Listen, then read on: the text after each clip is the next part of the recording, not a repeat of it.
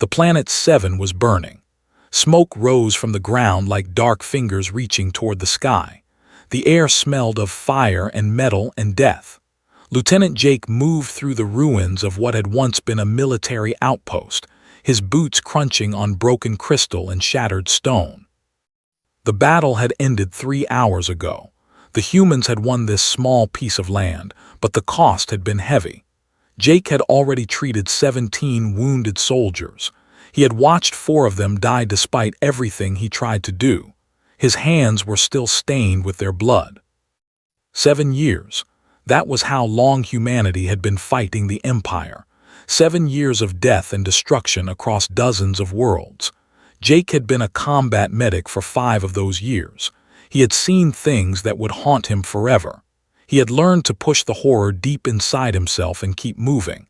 That was the only way to survive. He walked through the destroyed outpost, checking for any survivors from his own unit. They had retreated, leaving their dead behind. Jake tried not to look at the alien bodies scattered across the ground. They had silver skin that caught the light in strange ways. Their faces had 4 eyes instead of 2. They looked so different from humans, and yet when they died, they fell the same way.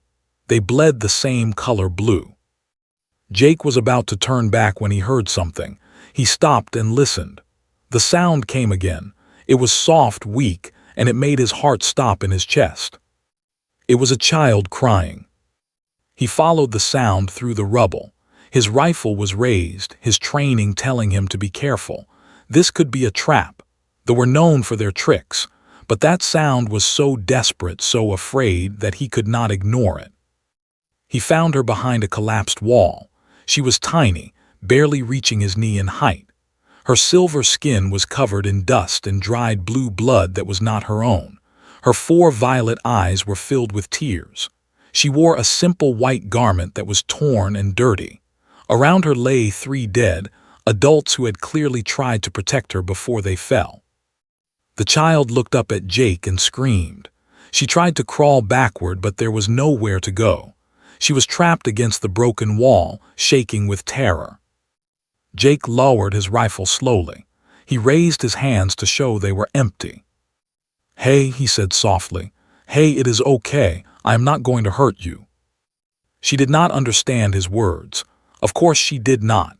She probably had never seen a human before except in warnings about the enemy. To her, Jake was a monster from her nightmares. He should call it in. That was the protocol. Enemy survivors were to be reported immediately. Command would send a team to collect her. She would be taken to a detention facility, questioned if possible, and held until the war ended or a prisoner exchange could be arranged. But she was just a child. Looking at her, Jake guessed she was maybe 3 years old by human standards. She had not chosen this war. She had not killed anyone. She was just a little girl whose whole world had been destroyed in a single afternoon. Jake put down his rifle. He reached into his pack and pulled out a ration bar. Slowly, carefully, he broke off a small piece and held it out toward her. The child stared at him. Her crying had stopped, replaced by confusion. She watched his hand like it might suddenly attack her. Jake placed the piece of food on the ground between them and sat back. He waited. Minutes passed. The child's eyes moved from Jake to the food and back again. Finally, hunger won over fear. She reached out with a tiny silver hand and grabbed the ration bar piece. She sniffed it once, then put it in her mouth. She ate it quickly and looked at Jake with those 4 wide eyes, clearly wanting more. He smiled and broke off another piece. This time, he held it out in his palm. It took her longer to trust him enough to take food from his hand, but eventually she did.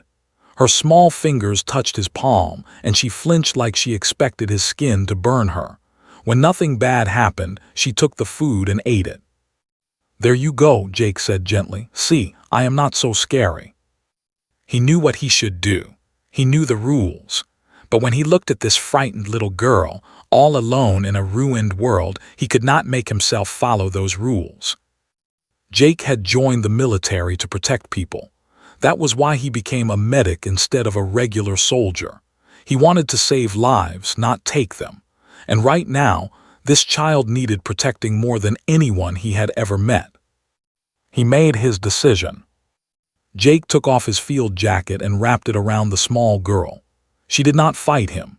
She was too tired, too scared, and perhaps too hungry to resist. He picked her up carefully, holding her against his chest. "I am going to call you Luna," he told her as he carried her away from the death and destruction. "Because your skin shines like the moon, and I am going to keep you safe. I promise." The child did not understand his words, but she seemed to understand his tone. She stopped shaking. Her small head rested against his shoulder. Within minutes, exhausted by fear and grief, she fell asleep in his arms. Jake carried her back to the human camp, but he did not report her. Instead, he took her to a small supply tent that he knew was rarely used. He made a bed for her out of blankets and spare uniforms. He found more food that she could eat. He stayed with her through the night, watching over her while she slept. In the weeks that followed, Jake became an expert at hiding his secret. He learned Luna's eating schedule. He figured out that she needed water more often than humans did. He discovered that she was afraid of loud noises and that she calmed down when he hummed old songs his mother used to sing to him. Luna began to trust him. She stopped crying when she saw his face. She started making small chirping sounds that seemed happy when he brought her food. She even learned to say a few human words, though her pronunciation was strange because her mouth was shaped differently. "Safe," she would say when he came to visit her. "Safe, safe, safe." It broke Jake's heart every time. He knew this could not last forever. He knew that eventually someone would find out. But every time he thought about turning her in, he looked at her little face and remembered the promise he had made. 6 weeks after he found her, Private Danny walked into the supply tent looking for extra batteries and found Luna instead. The secret was out, and Jake's life was about to change in ways he never could have imagined. Private Danny screamed when he saw Luna. The sound was loud enough to bring half the camp running. Within minutes, the small supply tent was surrounded by soldiers with weapons drawn, all staring at the tiny girl who was crying and clutching Jake's leg in terror. Captain Ben pushed through the crowd. His face went pale when he saw what was happening. Then it turned red with anger. He said in a voice like ice, "What the hell is this?" Jake stood straight and kept his hand on Luna's shoulder to calm her. "Sir, I found her at the outpost 6 weeks ago. She was alone. Her caretakers were dead. She is just a child." "She is the enemy," said, "and you have been hiding her for 6 weeks. Do you have any idea what you have done?" Jake looked down at Luna.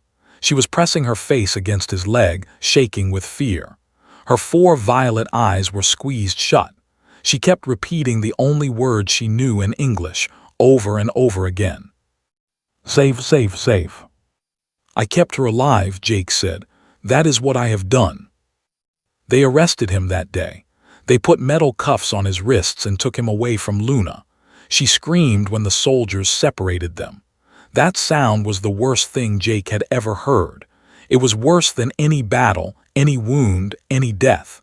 It was the sound of a child who believed she was about to die. They took Luna to a holding facility somewhere. They took Jake to a prison transport that carried him all the way back to Earth. For 3 months he sat in a cell and waited for his trial. He did not know what had happened to Luna. Nobody would tell him. He asked every guard, every officer, everyone who came near his cell. They all ignored him or told him to shut up. The trial took place in the United Earth Military Tribunal, the highest court for crimes committed during wartime.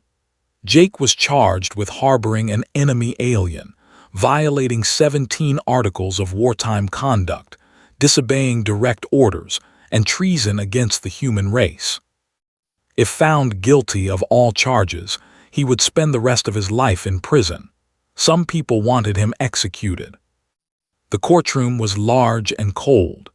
Cameras recorded everything because this trial was being broadcast across all human worlds. Everyone wanted to see the soldier who had betrayed his species for an alien child. Jake sat at the defendant's table in a plain gray uniform. His lawyer, a tired man named Stephen Park, had told him that his only chance was to apologize, to say he had made a terrible mistake, to beg for mercy. Jake had refused. The prosecutor was a woman named Commander Ruth Campbell. She was sharp and fierce, and she clearly believed Jake was guilty of everything. "Lieutenant," she said during her opening statement, "did not just break a few rules. He did not simply make an error in judgment. He deliberately hid an enemy combatant for 6 weeks while his fellow soldiers were dying in battle. He fed her with military rations meant for human troops. He gave her shelter that could have been used for wounded men and women. And he did all of this knowing full well that it was wrong." The trial lasted 3 days. Witness after witness came forward to describe what Jake had done. Private told how he had found Luna. Captain that Jake had always been a strange soldier who seemed more concerned with the enemy than with his own people. A military doctor explained that Jake had stolen medical supplies to treat Luna when she got sick. Through it all, Jake sat quietly and listened. He did not argue, he did not interrupt. He waited for his turn to speak. When that turn finally came, he stood up and faced the judges. There were 7 of them, all high-ranking officers who had the power to decide his fate. They looked at him with cold, hard eyes. "Lieutenant," the lead judge said, "you have heard the charges against you. You have heard the evidence. Do you have anything to say in your defense?" Jake took a breath. The whole courtroom was silent. Millions of people across human space were watching him. "Yes, sir," he said, "I do." He paused to gather his thoughts. Then he spoke in a clear, calm voice. "I am a medic. I did not join the military to kill people. I joined to save them. That has always been my purpose, my reason for being in this war. Every day I wake up and I try to keep people alive. That is what I do. That is who I am." He looked at each of the judges in turn. "6 weeks ago I found a child alone in a destroyed outpost. She was scared. She was hungry. She had just watched everyone she loved die. She did not know who I was or what I wanted. All she knew was that her world had ended." His voice grew stronger. "The regulations say I should have reported her. The rules say I should have handed her over to be put in some detention facility. But when I looked at that little girl, I did not see an enemy. I saw a child who needed help, a child who needed protection, a child who had done nothing wrong except be born on the wrong side of this war." Commander Campbell stood up. "Your Honor, this is emotional manipulation. The defendant is trying to make us forget that he committed serious crimes." "Let him finish," the lead judge said. Jake nodded his thanks. "I know what I did was against the rules. I am not here to say it was not. But I am also not here to apologize for it, because I do not believe I did anything wrong. I saved a life. I protected a child. That is what medics do. That is what humans are supposed to do." He stepped forward slightly. "We call ourselves the good side in this war. We say we are fighting for justice and freedom and all the things that matter. But what kind of people are we if we cannot show mercy to a 3-year-old girl? What are we fighting for if we have lost our basic humanity?" The courtroom was completely silent. Even Commander Campbell had nothing to say. "You can put me in prison," Jake said. "You can execute me if that is what you decide. But I will never say I was wrong to save Luna. I will never apologize for protecting a child. Because that is the one thing in this whole terrible war that I am actually proud of." He sat down. The judges looked at each other with expressions that Jake could not read. Before they could respond, there was a commotion at the back of the courtroom. An officer ran in and whispered something to the lead judge. The judge's face went pale. "This tribunal will take a brief recess," he announced. "Something unexpected has happened." Jake watched the judges hurry out of the room. The guards looked confused. The audience whispered to each other. Nobody knew what was going on. 2 hours later, Jake found out. A warship had entered Earth space. It was not attacking. It had come alone, without weapons powered, broadcasting a message of peace. The ship carried one of the most powerful military leaders in the entire empire. Her name was. She was the supreme commander of the Third Fleet. She had personally led the attacks that destroyed 12 human colonies. And she was Luna's mother. Her message was simple and direct. It was played for Jake in his holding cell, and it changed everything. You have my daughter. I am coming for her, and I am coming for the human who saved her. The war was about to take a turn that nobody had expected. The Earth Council met in emergency session. The most powerful leaders in human space gathered in a massive chamber deep beneath the capital city. They were generals and admirals, presidents and prime ministers, all trying to figure out what to do about the ship waiting in orbit above their world. Supreme Commander had requested permission to land. She wanted to come alone, without weapons, to discuss the return of her daughter. She was willing to submit to any security measures the humans demanded. Many council members wanted to destroy her ship and capture her for questioning. Others wanted to refuse her request entirely. A few argued that they should hear what she had to say. In the end, curiosity won. Nobody had ever had a high-ranking military leader in their custody before. The intelligence she could provide would be valuable beyond measure, and if she was willing to walk into their hands without a fight, they would be fools to turn her away. Jake was brought from his cell to the council chamber. He did not know why at first. He stood in chains at the center of the room, surrounded by armed guards, while the most important people in human civilization stared at him like he was some kind of strange animal. You will be present when she arrives, Admiral Brooks told him. She asked for you specifically. We want to see how she reacts to you. Where is Luna? Jake asked. Is she okay? The Admiral did not answer his question. She turned away and began talking to her advisors. Jake waited. He thought about Luna. He thought about the message from her mother. He wondered what kind of person would come alone to enemy territory just to find her child. The chamber doors opened. Walked in, and every human in the room stopped breathing. She was tall. That was the first thing Jake noticed. She stood over 7 feet in height, towering over even the largest human guards. Her silver skin seemed to glow with its own inner light. She was covered in armor that looked like it was made of living crystal, shifting and changing colors as she moved. Her face was alien but somehow beautiful. She had the 4 violet eyes of her species, and they swept across the room with an intelligence that was almost frightening. She moved like a predator, graceful and controlled, every step measured and precise. This was the woman who had destroyed 12 human colonies. This was the enemy that human soldiers had nightmares about. She was the most dangerous military commander in the Empire. And she was looking directly at Jake. Guards raised their weapons. Officers shouted orders. The room filled with the hum of charging rifles, but ignored all of it. She walked forward like the weapons did not exist, her eyes fixed only on the human man in chains. Jake did not look away. He met her gaze and held it. Stopped in front of him. She was so tall that he had to tilt his head back to see her face. Up close, he could see the patterns on her crystal armor, swirling designs that might have been writing or might have been decoration. He could see the slight tension in her shoulders, the only sign that she was not as calm as she appeared. You are the one, she said.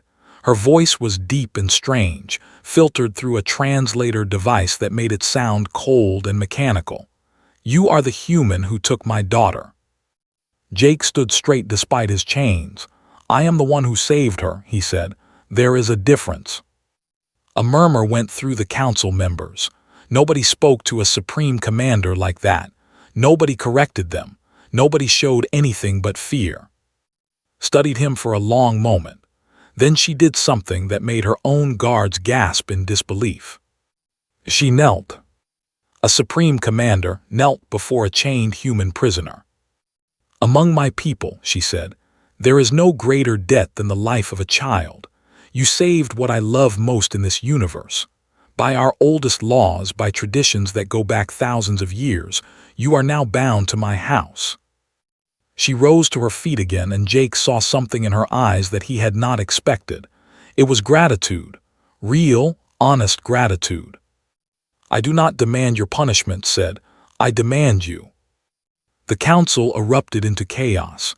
Everyone was shouting at once. Guards pointed their weapons then at Jake, then back at. Officers called for order. Politicians screamed about treaties and protocols and 100 other things that Jake did not care about. Through it all stood calm and still, watching the humans panic. Admiral Brooks finally restored order. "What exactly are you proposing?" she asked. "I am proposing peace," the commander said. "A ceasefire to begin immediately, trade negotiations to follow, the beginning of talks to end this war forever." The room went silent. "And what do you want in return?" Brooks asked. "My daughter," said, "and the human who saved her. He will come with me to Prime, where he will live as a member of my household. He will be treated with honor. He will want for nothing." "You want us to hand over a human citizen to the enemy?" one of the politicians shouted. "That is impossible. It is unthinkable." Turned to look at him. Her 4 eyes seemed to glow brighter. "Your people were ready to execute him for saving my daughter's life. Do not pretend you care about his welfare now." The politician had no response to that. Jake stepped forward as much as his chains would allow. "I have a question," he said. Looked at him. "Why?" Jake asked. "Why would you give up so much for me? I saved your daughter, yes, but I am still human. I am still the enemy. Why would you offer peace just for one man?" Was quiet for a moment. When she spoke, her voice was softer than before. "I thought my daughter was dead. For 6 weeks, I believed I had lost her. I sent ships to search the ruins of the outpost. I interrogated human prisoners. I did terrible things trying to find out what had happened to her." She took a step closer to Jake. "And then I learned the truth. I learned that a human soldier had found her, alone and afraid, and instead of killing her or capturing her, he had protected her. He had fed her. He had kept her warm. He had given her a name and called her daughter in his own language."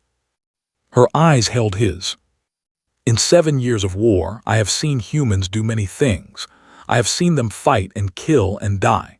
I have seen them destroy our cities and slaughter our people. But I have never seen one show mercy. I have never seen one protect an enemy child like she was his own." She reached out and touched Jake's cheek with one long silver finger. The touch was gentle, almost tender. "You showed me that humans can be more than enemies, more than monsters. You showed me that there is something in your species worth saving. And if one human can have that much kindness in his heart, perhaps there is hope for peace after all." Jake did not know what to say. He had never expected this. He had saved Luna because it was the right thing to do, not because he wanted anything in return. "Let me see her," he said quietly. "Let me see Luna, then I will give you my answer." Nodded, "That is fair." Admiral Brooks tried to protest but silenced her with a look. "You wanted to know how I would react to him. Now you know. Bring the child. Let them see each other. And then let the human decide his own fate." The decision that followed would change the course of the entire war. They brought Luna to the council chamber the next day. Jake had not slept. He had spent the whole night thinking about's offer, turning it over and over in his mind. Leave Earth forever. Go to the enemy. Live among aliens who had been trying to kill his species for 7 years. In exchange, there might be peace. An end to the war that had taken so many lives. But he could not make his decision without seeing Luna first. The doors opened, and 2 human soldiers walked in with the small girl between them. She looked scared.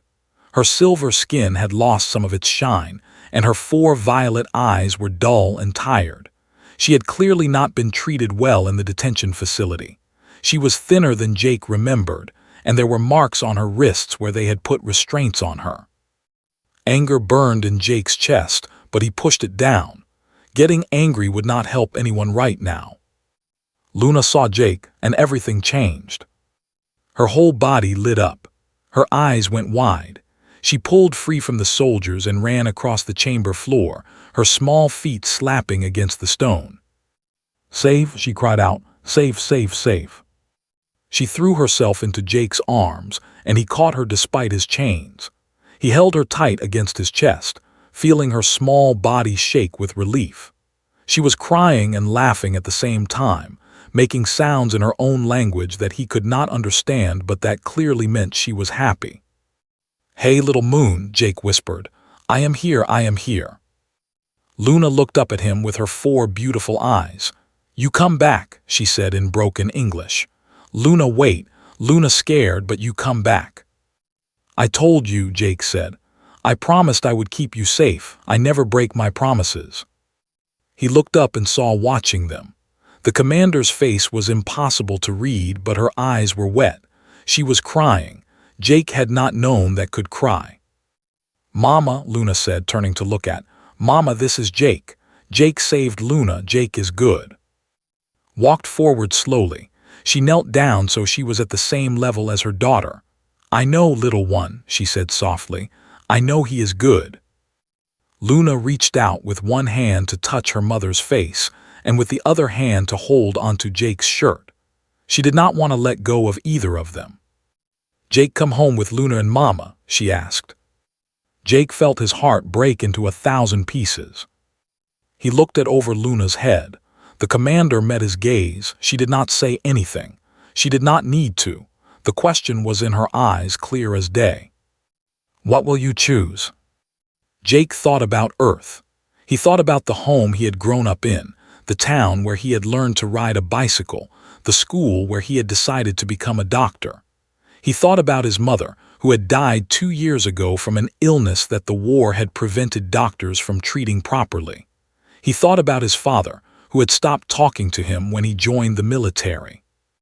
He thought about the trial, the accusations, the people who wanted him executed for showing mercy to a child. Then he thought about Luna, the way she said, "safe," like it was the most important word in any language, the way she trusted him completely, even though he was a stranger from an enemy species, the way she had taught him that some things mattered more than war or politics or survival. "If I come with you," Jake said too, "what happens to the war?" Stood up, keeping one hand on Luna's shoulder. "If you come with me, I will fight to end it, not because my people have grown weak, not because we cannot win, but because I have seen what humans can be. You showed mercy to my enemy's child. Perhaps our species have more to learn from each other than we thought." "You would give up the war for one man?" Admiral Brooks asked. She sounded like she could not believe what she was hearing. "No," said. "I would give up the war for what one man represents. For 7 years, I have believed that humans were nothing but violent animals. I believed that the only way to deal with your species was to destroy you completely before you destroyed us." She looked at Jake. "But this man proved me wrong. He found my daughter helpless and alone, and instead of using her as leverage or leaving her to die, he protected her. He loved her. He gave her hope when she had none." Her voice grew stronger. "If one human can have such kindness in his heart, then perhaps there are others. Perhaps we have been fighting for nothing. Perhaps all these years of death and destruction have been a terrible mistake." Jake held Luna. She had fallen asleep in his arms, exhausted from the emotion of their reunion. She trusted him so completely that she could sleep even in a room full of people who wanted to use her as a political tool. "I have conditions," Jake said. Raised one silver eyebrow. "Name them." "First, the ceasefire must be real. No tricks, no secret attacks. Both sides stop fighting immediately." "Agreed." "Second, Luna stays with her mother. No matter what happens to me, she stays with you. She deserves a family." His expression softened. "She already has a family. You are part of it now." Jake swallowed hard. "Third, I want to be able to communicate with Earth. I want to know that my people are keeping their end of the peace. I want to be able to warn both sides if something goes wrong. That can be arranged. And finally, Jake said, I want to be free, not a prisoner, not a hostage. I will live on your world by choice, not by force. If I ever want to leave, you let me go. Was quiet for a long moment. The council members whispered to each other. This was unprecedented, a human making demands of a supreme commander. You ask for much, said finally. I am giving up everything I know, Jake replied. I am leaving my home, my species, my entire life behind. I think I have earned the right to ask for some things in return. Nodded slowly. Very well, I accept your conditions, all of them. She extended her hand toward him in a gesture that was very human. Someone must have told her about handshakes. Jake shifted Luna to one arm and took his hand with his free hand. Her skin was cool and smooth, like touching polished stone. Her grip was gentle despite her obvious strength. Then I will come with you, Jake said. I will leave Earth and live among your people. I will help you build peace between our species. Smiled. It was a strange expression on her alien face, but somehow it looked right. Welcome to house, she said, brother.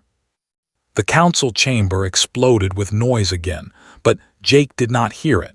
He was looking down at Luna, sleeping peacefully in his arms. He was thinking about the future, about what it would mean to live on an alien world surrounded by people who had been his enemies. It was terrifying. It was exciting. It was the strangest thing that had ever happened to him. But when Luna murmured safe in her sleep and pressed closer to his chest, Jake knew he had made the right choice. Some things were more important than fear. 5 years had passed since Jake left Earth. He stood on the balcony of the estate, watching the twin suns of Prime set behind the crystal mountains. The sky turned colors that had no names in English, shades of purple and gold and silver that blended together like paint on water. It was beautiful in a way that still took his breath away, even after all this time. The peace had held. It had not been easy. There had been moments in the first 2 years when everything nearly fell apart. Extremists on both sides had tried to restart the war, had faced 3 assassination attempts from who believed she had betrayed her people. Human rebels had attacked trading ships.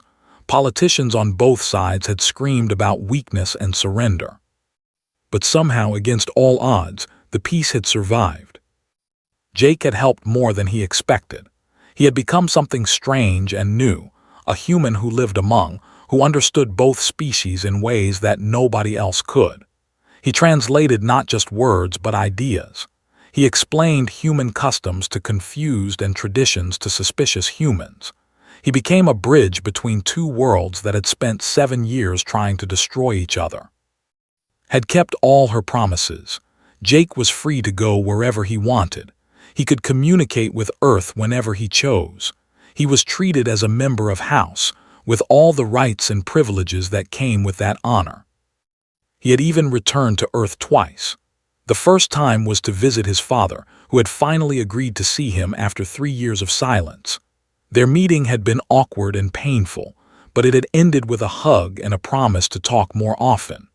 The second time was to receive a medal from the United Earth Council, officially pardoning him for all his crimes and recognizing him as a hero of peace. But Prime was his home now. He had built a life here. He had friends, responsibilities, a purpose that mattered. And he had family.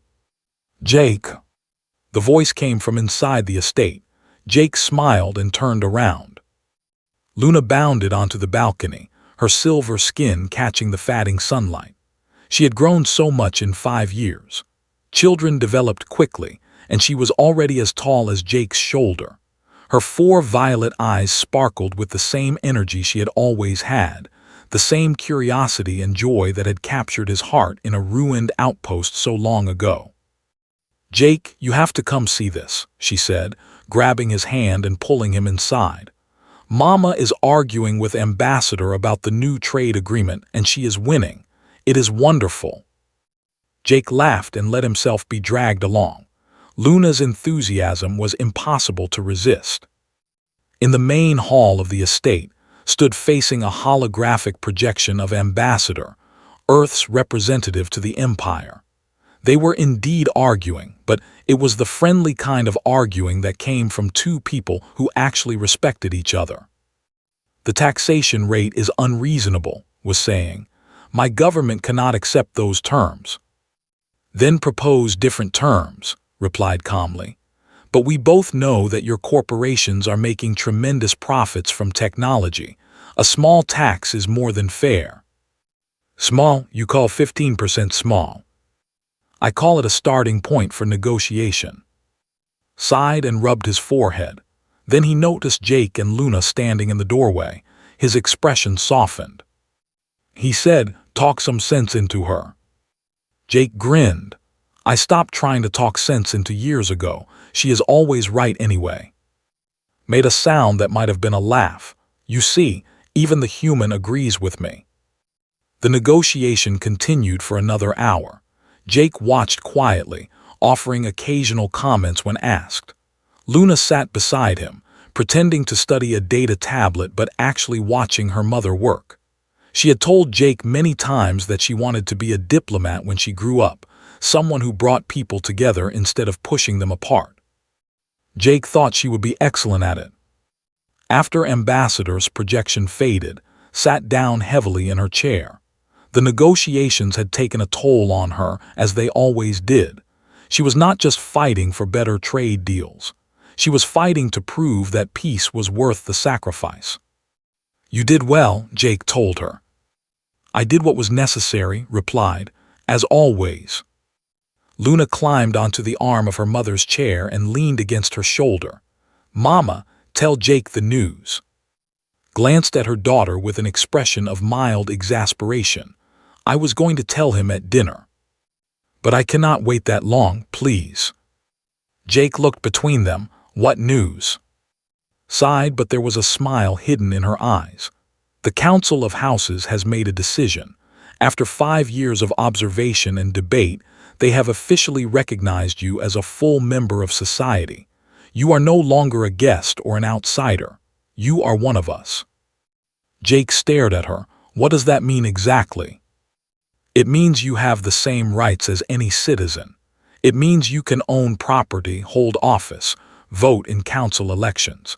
It means that if anyone harms you, they answer to the full weight of our law." She reached out and placed her hand on his shoulder. "It means you are home, Jake, truly and completely home."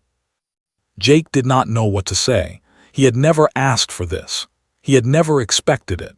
But standing here in this strange and beautiful place, surrounded by people who cared about him, he realized that was right.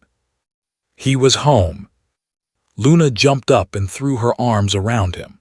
She was too big for him to pick up now, but he hugged her back just as tightly as he had hugged her in that ruined outpost 5 years ago. "I told you," she said into his shoulder. "I told you everything would be okay." "You did," Jake admitted. "I should have believed you." That night they had a celebration dinner on the balcony under the light of 3 moons. Jake looked around the table at the people who had become his family. The warrior who had become a peacemaker. Luna, the frightened child who had become a bright and brilliant young person. The servants and guards and friends who had accepted a strange human into their household without question. He thought about the journey that had brought him here. A battle, a ruined outpost, a crying child, a choice that had seemed small at the time but had changed the course of history. "Do you ever regret it?" Luna asked him as the moons rose higher. Jake knew what she meant. Did he regret saving her?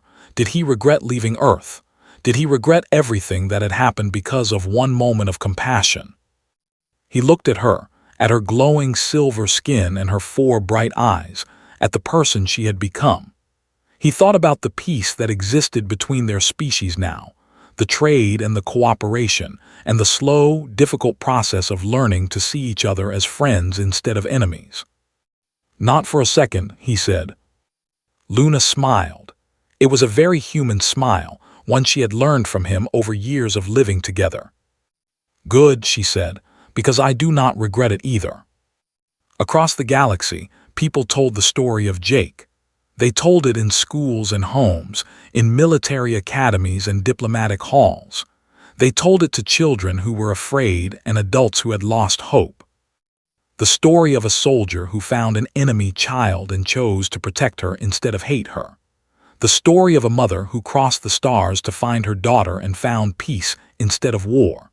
The story of two species who had been destroying each other for years and finally learned that there was another way. Humans told the story with pride. They said it proved that humanity was special, that their capacity for compassion was their greatest strength. Told the same story with equal pride. They said it proved that their species could change, that even the deepest hatred could be overcome. Both were right. And on a balcony on Prime, under the light of 3 moons, Jake sat with his family and watched the stars come out. He did not know what the future would bring. He did not know if the peace would last forever or if someday everything would fall apart again. But he knew that he had done something good. He had made a choice that mattered. He had seen a child in need and reached out his hand. That was enough. That would always be enough.